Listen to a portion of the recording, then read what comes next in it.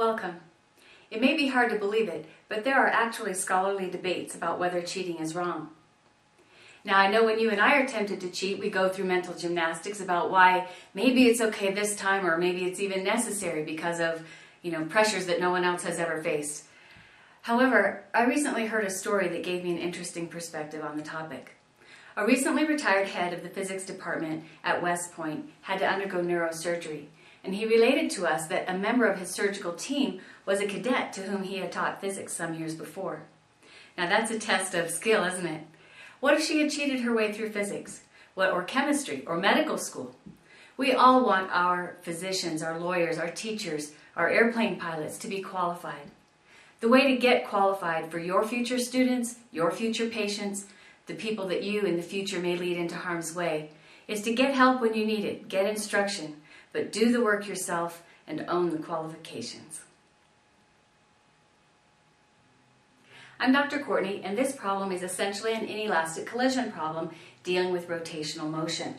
So what we can do is we're going to use the conservation of angular momentum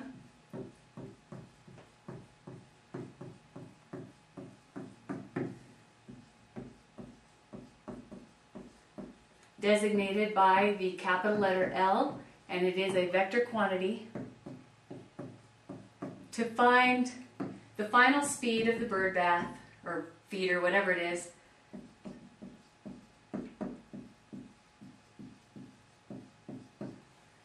feeder.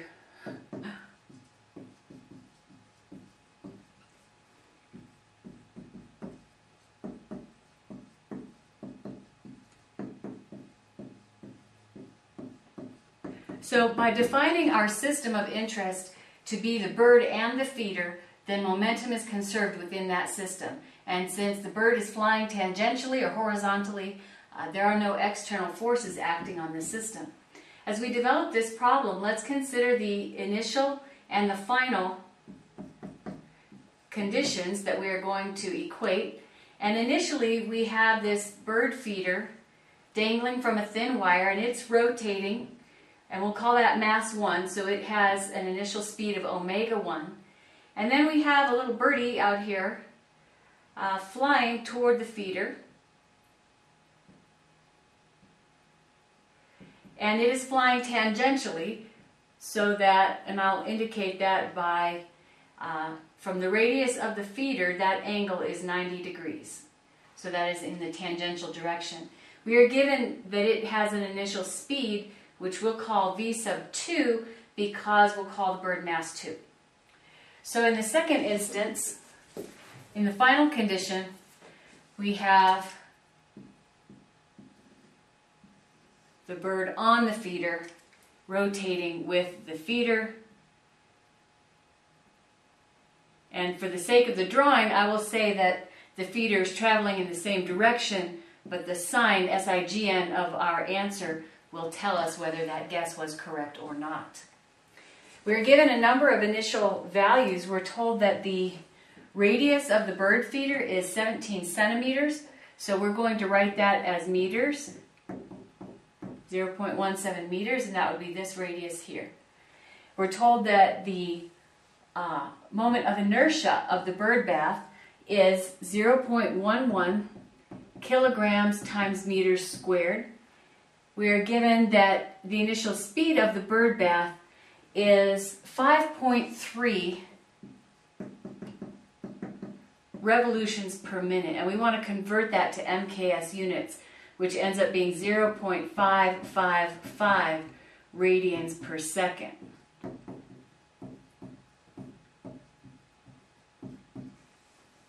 And then we're told that the mass of the bird, which we'll call M2, is equal to 130 grams, which is 0.13 kilograms. And finally, that speed at which the bird is approaching the bird feeder is 1.3 meters per second in the opposite direction. And so what we'll say then is that V2 equals negative 1.3 meters per second. As we make a plan for solving this problem, our first step is to equate the initial and final angular momenta.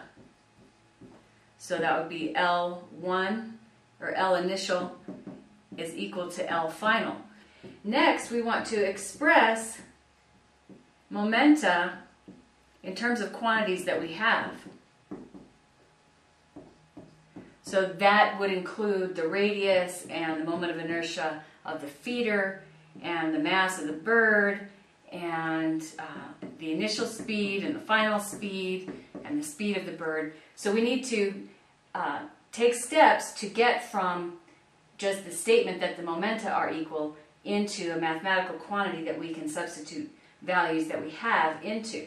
The first part of that will be to express L1, the initial momentum of the birdbath, in terms of its moment of inertia and speed. And we need to express the initial angular momentum of the bird. Now the bird is not rotating, and so we cannot express its angular momentum in terms of I and an angular speed. Instead, we need to go back to the definition, our fundamental definition of angular momentum, as the radius vector crossed with the linear momentum vector, which will be equal to the radius times the linear momentum is the mass of the bird times its speed, and then times the sine of the angle between the radius and the momentum vectors.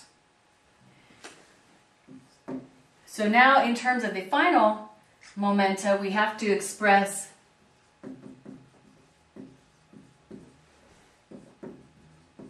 the final momentum of the birdbath in terms of the angular moment of inertia of the feeder. I keep switching back and forth between feeder and birdbath, I'm sorry. And that final angular speed. And how does the bird contribute? We can consider the bird to be a point mass on the edge of the birdbath. And so we want to express, let's just make a note of that. Considering the bird as a point mass on the edge of the feeder,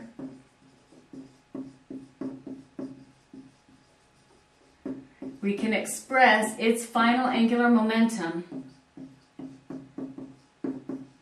in terms of the radius or the distance from the center, which happens to be the radius of the bath, the mass of the bird, and the final angular speed.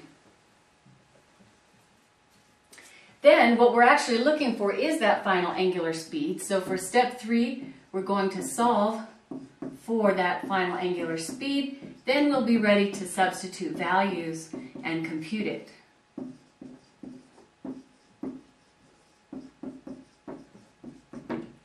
So let's evaluate this problem according to our plan. The initial total momentum is equal to the final total momentum. So that means that the initial momentum of the bird feeder plus the initial momentum of the bird is equal to the final momentum of the bird feeder plus the final momentum of the bird. Now we're going to go ahead and execute or evaluate steps A through D term by term. And so A through D, the initial momentum of the birdbath is its angular moment of inertia times its initial speed. We've talked about the initial angular momentum of the bird as the radius vector crossed with its linear momentum vector. So that is the radius times its mass times its speed times the sine of the angle between the radius and linear momentum vectors. And that will be equal to the final. So we still have the same rotational moment of inertia for the feeder, but a different final speed, we're assuming. And then when we consider the bird to be a point mass on the edge of the feeder, its rotational moment of inertia is its mass times the radius squared times that final speed squared. No, times the final speed, not squared. So now we are ready. So this is 2, A through D.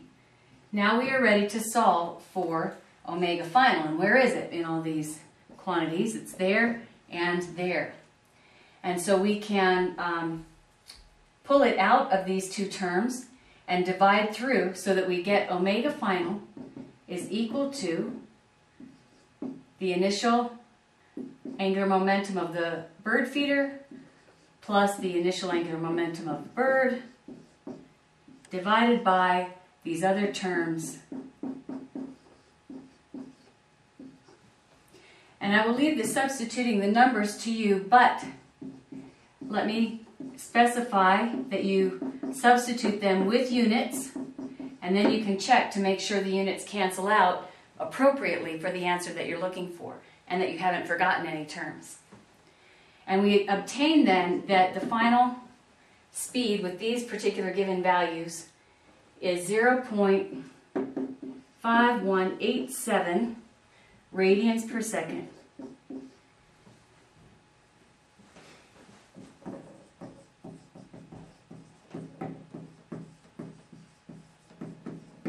So 0.52 radians per second to two significant figures, or we could convert it back to revolutions per minute, and that's about 5 to 2 significant digits revolutions per minute. When you substitute values into this expression, let me remind you that the speed of the initial velocity of the bird is negative 1.3 meters per second because it's traveling opposite the direction of the initial rotation of the bird feeder. How can we assess this answer to see if it makes sense? First of all, units. In this case, the unit analysis will be very helpful, and you should end up with radians per second for omega final. What about the magnitude? Well, first of all, do you think the bird feeder should be spinning faster or slower? Well, the bird is coming in at the opposite direction as the initial direction of rotation of the bird feeder, so we would expect it to slow down. So we expect omega final to be less than the initial rotational speed of the bird feeder, but not a lot less. Why not? Well, the bird has such a tiny mass, and when you do these calculations, you can go in and examine the relative magnitude of the rotational moment of inertia of the bird feeder, and then the rotational moment of inertia of the bird that is opposing it. And you'll see that the bird has about 5% the rotational moment of inertia as the bird feeder. And so you expect the effect on the speed of the feeder to be very small.